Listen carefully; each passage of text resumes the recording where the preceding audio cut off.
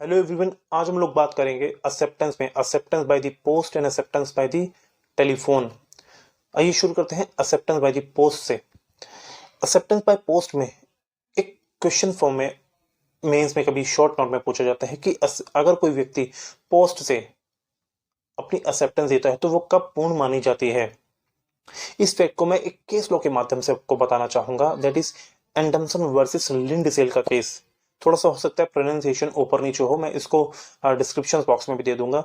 इस केस के मैं फैक्ट बता देता हूं। यहाँ पर एक डिफेंडेंट ने प्लेंटिफ को 2 सितंबर को ऊन बेचने का प्रपोजल किया। जो प्रपोजल 5 तारीख को प्लेंटिफ को प्राप्त हुआ। प्लेंटिफ ने 5 ही तारीख को उसकी एक्सेप्टेंस लेटर बॉक्स में डाल दी, जो 9 तारीख को डिफेंडेंट को प्राप्त हुई। लेकिन डिफेंडेंट ने 8 तारीख तक उसकी एक्सेप्टेंस का वेट करके वो उन किसी थर्ड पर्सन को बेच दी। यहां पर प्लेंटिफ डिफेंडेंट के अगेंस्ट में कॉन्ट्रैक्ट ब्रीच के लिए सूट फाइल करता है और कोर्ट ने यह डिक्लेयर किया कि डिफेंडेंट ब्रीच ऑफ कॉन्ट्रैक्ट के लिए लायबल है। क्यों लायबल है, इस बात के ऊपर चर्चा करते हैं। हम लोगों ने सेक्शन 4 पढ़ा। सेक्शन 4 क्या डिफाइन करता है कि व्हेन दी एक्सेप्टेंस कंप्लीट, कि एक्सेप्टेंस कब कंप्लीट होती है। प्रपोजल के अगेंस्ट में एक्सेप्टेंस तब कंप्लीट हो जाती है जब वो प्रतिग्रहिता की शक्ति से बाहर हो जाती है। दैट इज वो एक्सेप्टर के कंट्रोल से बाहर हो जाती है। और यहां पर इस केस में 5 तारीख को ही एक्सेप्टेंस एक्सेप्टर के शक्ति से बाहर हो गई थी और जो उसने रिवोक नहीं की थी, रिवोक करता तो एक अलग मैटर होता, जो उसने रिवोक नहीं की थी। यहां पर 5 तारीख को ही एक्सेप्टेंस प्रपोजल के अगेंस्ट कंप्लीट हो गई थी, इसीलिए कोर्ट ने प्रपोजल को ब्रीच ऑफ कॉन्ट्रैक्ट के लिए लायबल किया। अब बात करते हैं दूसरे एक्सेप्टेंस बाय द फोन।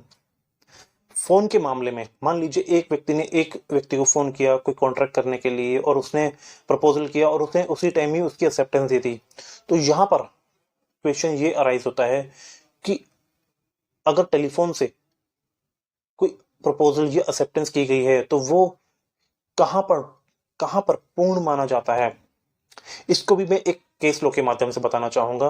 भगवान Das Govardhan Das Kedia versus Girdharilal Purushottam Das and company AIR 1966 supreme court का केस था।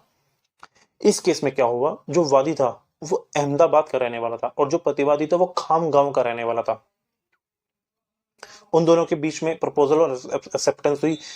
वादी ये कहता है कि जो कॉन्ट्रैक्ट है वो अहमदाबाद में पूर्ण हुआ और प्रतिवादी ये कहता है कि वो जो कॉन्ट्रैक्ट है वो खाम गांव में पूर्ण हुआ। लेकिन कोर्ट ने यह डिक्लेयर किया कि कॉन्ट्रैक्ट अहमदाबाद में पूर्ण हुआ है। क्यों पूर्ण हुआ है, इसके ऊपर मैं बताता हूं। सेक्शन 4 हम लोगों ने पढ़ा, दोबारा से वही सेक्शन 4 आएगा। सेक्शन 4 हम लोगों ने पढ़ा कि जो एक्सेप्टेंस है वो प्रपोजल के अगेंस्ट में कब कंप्लीट होती है, जब वो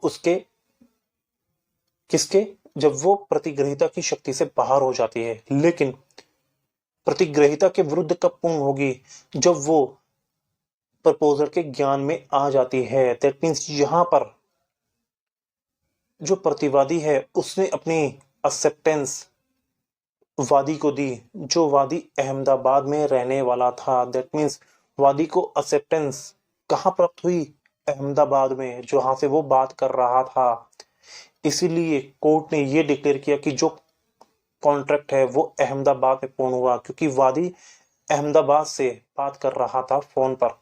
और फोन द्वारा स्वीकृति वहां पूर्ण मानी जाती है जहां पर वो किसी व्यक्ति के ज्ञान में आती है। दैट इज यहां पर स्वीकृति वादी को अहमदाबाद में ज्ञान में आई, इसलिए कोर्ट ने यह डिक्लेयर किया कि जो स्वीकृति है वो अहमदाबाद में पूर्ण हुई। और आई होप आप लोगों को ये टॉपिक अच्छे से समझ में आया होगा। और इस टॉपिक के बारे में इतना ही। Thank you so much.